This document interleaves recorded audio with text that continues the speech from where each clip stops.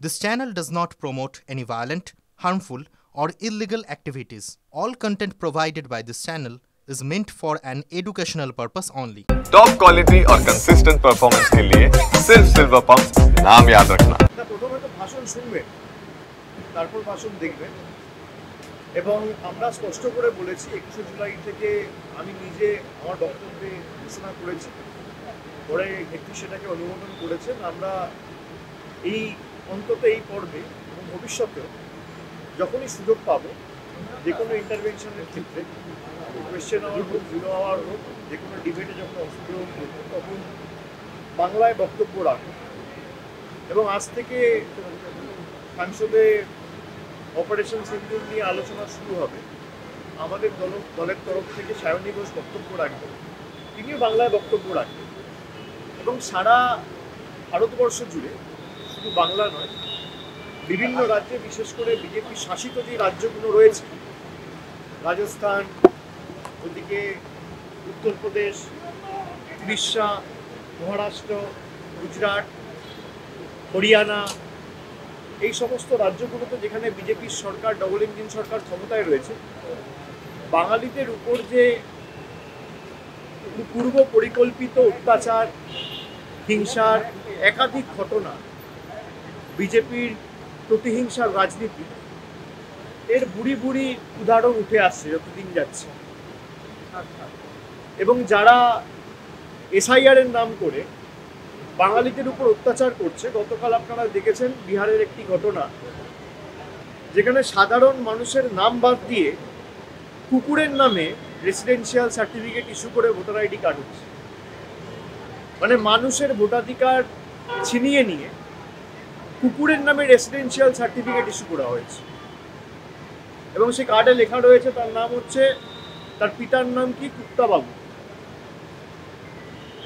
পরিষ্কার। এবং এই রেসিডেন্সিয়াল সার্টিফিকেট হচ্ছে এমন একটা ডকুমেন্ট যেটা এসআইআর এর ক্ষেত্রে ইলেকশন কমিশন, নির্বাচন কমিশন গ্রহণ করছে।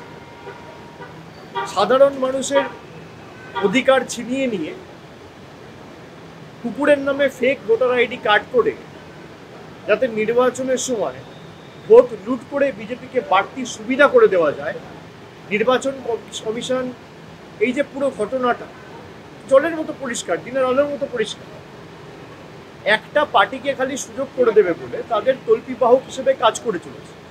এটা লজ্জা। এবং বিগত দিনগুলোতেও আমরা দেখেছি 2021-এ কুচবিহারে শীতলকুচিতে যখন ইলেকশন কমিশনের আন্ডারে স্টেটের ল অ্যান্ড অর্ডার, তখন কেন্দ্রীয় বাহিনীর একজন নিরীহ একজনকে, প্রবীণ মানুষ, ভোট দিতে এসছেন, তার হাতে কিছু নেই, একটা লাঠি পর্যন্ত ছিল না, তাকে দিনের আলোয় গুলি করে মারে। কোভিডের দ্বিতীয় ওয়েভের সময় যখন এই মহামারীতে সমগ্র দেশ আক্রান্ত, তখন এক ফেজে ইলেকশন না করে 8 ফেজে ইলেকশন করেছে। 2024-এও এদের বৈমাতৃসুলভ আচরণ আমরা দেখেছি। এবং যত দিন গেছে বিজেপির তত চাটুকারিতা, কৃতদাসত্ব এরা করে চলেছে। আমরা প্রতিবাদ করেছি, আমরা সংসদের ভিতরেও করেছি, আমরা বাইরেও করি। দেখুন, নির্বাচন যখনই হোক আমরা প্রস্তুত, আমরা নির্বাচন ফেস করতে আমরা সারা বছর মানুষের পাশে থাকি, আমাদের কোনো অসুবিধা নেই, যখনই হোক। কিন্তু এই যে বিজেপির নির্লজ্জ রাজনীতি, বাংলায় হেরেছে বলে বাংলার মানুষের টাকা বন্ধ, বাংলার মানুষের ভোটাধিকার ছিনিয়ে নেব, বাঙালির উপর অত্যাচার, আক্রমণ, এটা তো বাংলার ইতিহাস সংস্কৃতি জানে না। বাংলার মানুষের, বাংলার বিপ্লবীদের স্বাধীনতা আন্দোলনে কি অবদান, যে মাটি 4টে নোবেল জয়ী দিয়েছে, মাদার টেরেসাকে আমি ধরলে 4টে হবে, আর ডোনাল্ড রসেরও বাংলার সাথে একটা যোগাযোগ ছিল, সেভাবে ধরলে 5টা। তাছাড়া অমর্ত্য সেন রয়েছে, অভিজিৎ বাবু রয়েছে, রবীন্দ্রনাথ ঠাকুর রয়েছে। এরা রবীন্দ্রনাথ ঠাকুরকে বলে, সিপিএম বলতো বুর্জোয়া কবি। বিজেপির সর্বভারতীয় সভাপতি রবীন্দ্রনাথ ঠাকুরের জন্মস্থান জানে। স্বামী বিবেকানন্দকে এদের কেন্দ্রীয় মন্ত্রী সুকান্ত মজুমদার বলে বামপন্থী প্রোডাক্ট। এই বিদ্যাসাগরের মূর্তি ভাঙে বিজেপির নেতারা। অমিত শাহর নেতৃত্ব।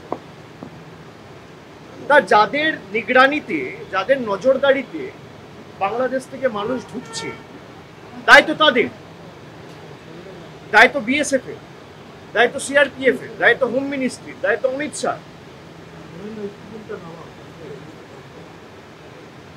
এই যে পেহেলগামে যে ভারতবর্ষের 25 জন নাগরিক এবং নেপালের একজন নাগরিক, সব মিলিয়ে 26 জন মারা গেল, সেই 4 জন টেররিস্ট কোথায়?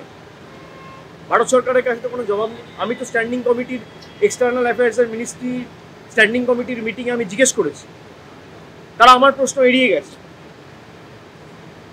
আমি কোয়েশ্চেন করেছি লোকসভায়, উত্তর পাইনি। আমি লিখিত প্রশ্ন জমা করেছি, তারা কোথায়? যে 4 জন পেহেলগামে দুপুরবেলায় হত্যালীলা চালালো, সেই 4 জন কোথায়? তাদের স্ট্যাটাস, তারা ধরা পড়েছে, তাদেরকে চিহ্নিত করা গেছে। আর বর্ডার থেকে তারা ঢুকলো কি করে? তো মাছি, মশা, আরশোলা, পিঁপড়ে না যে তারের নিচ দিয়ে ঢুকে গেল আর কেউ দেখতে পেল না। এত বড় বড় AK-47 নিয়ে ঢুকছে আর কেন্দ্র সরকার ঘুমাচ্ছে, দেখতে পায় না। পেগাসাস করে আমাদের ফোনে আড়ি পাততে পারে নির্বাচনের সময়, বাংলা দখল করবে, বিরোধী রাজ্যগুলো দখল করবে বলে, কিন্তু এদের কাছে এই খবর থাকে না। 2019-এও তো একই জিনিস হলো, 40 জন আধা সামরিক বাহিনীর জওয়ান মারা গেছিল এদের গাফিলতির কারণে। আমি বলছি না, তৎকালীন জম্মু অ্যান্ড কাশ্মীরের রাজ্যপাল লেফটেন্যান্ট গভর্নর সত্যপাল মল্লিক বলেছে। এখন যে লেফটেন্যান্ট গভর্নর মনোজ সিনহা, সে বলছে ইন্টেলিজেন্স ফেলিওর। তাহলে ইন্টেলিজেন্স চিফকে আপনি আবার এক্সটেনশন দিলেন কেন? কি কম্পালশন রয়েছে?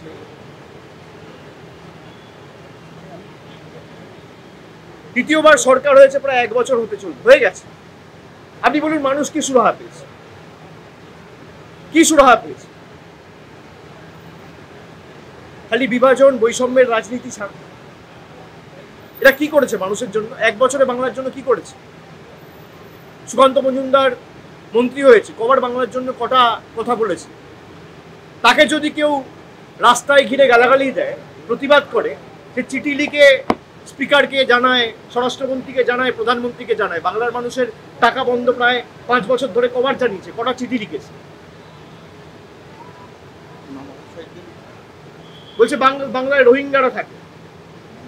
কত রোহিঙ্গা আছে দেশে, বিশ্বে, এদের কাছে কোনো তথ্য রয়েছে? তো অসমীচীন, অশিক্ষিত, জানে না। আর যারা বাংলার মানুষের উপর অত্যাচার করছে, তারা 2021-এ আর 2024-এ যা শিক্ষা পেয়েছিল, 2026-এর শিক্ষা আরো কঠিন হবে, তৈরি থাকবে। বাংলার মানুষ আর যাই হোক মাথা নত করবে না, আমরা মাথা নত করবো না। আর গুজরাট, মধ্যপ্রদেশ, রাজস্থান, মহারাষ্ট্রে যে ঘটনা ঘটছে, আমরা বাংলায়ও ঘটাতে পারি, কিন্তু এটা আমাদের শিক্ষা নয়। বাংলায় অনেক অবাঙালিরা থাকে, আমরা মনে করি তাদেরও একই অধিকার রয়েছে এই মাটির উপর। আমরা কেন বিভাজনের রাজনীতি করব? বিভাজনের রাজনীতি যদি করতে হতো তাহলে তো একদম কুচবিহার থেকে শুরু করে জঙ্গলমহলের যেখানে বিজেপি ভালো ফল করেছে, তৃণমূল আশানুরূপ বা প্রত্যাশিত ফল 21-এ করতে পারেনি, আমরা সব প্রকল্পের কাজ বন্ধ করে দিতাম, করিনি। আমরা সব জায়গায় যেখানে তৃণমূলের পক্ষে মানুষ ভোট দিয়েছে সেখানেও কাজ করেছি, যেখানে বিপক্ষে ভোট দিয়েছে সেখানেও কাজ করেছি। এটাই তো রাজ্যের সরকারের বা কেন্দ্রের সরকারের রীতিনীতি হওয়া উচিত। এটা দুর্ভাগ্যজনক, এবং আমরা সরব হব। এবং আগামী দিনে বিজেপি যদি ভাবে যে বাংলার মানুষকে পেটে মেরে অপমানিত করে বাংলার মানুষকে শিক্ষা দেবো, আরও কঠোর শিক্ষার জন্য আপনারা নিজেরা তৈরি থাকুন।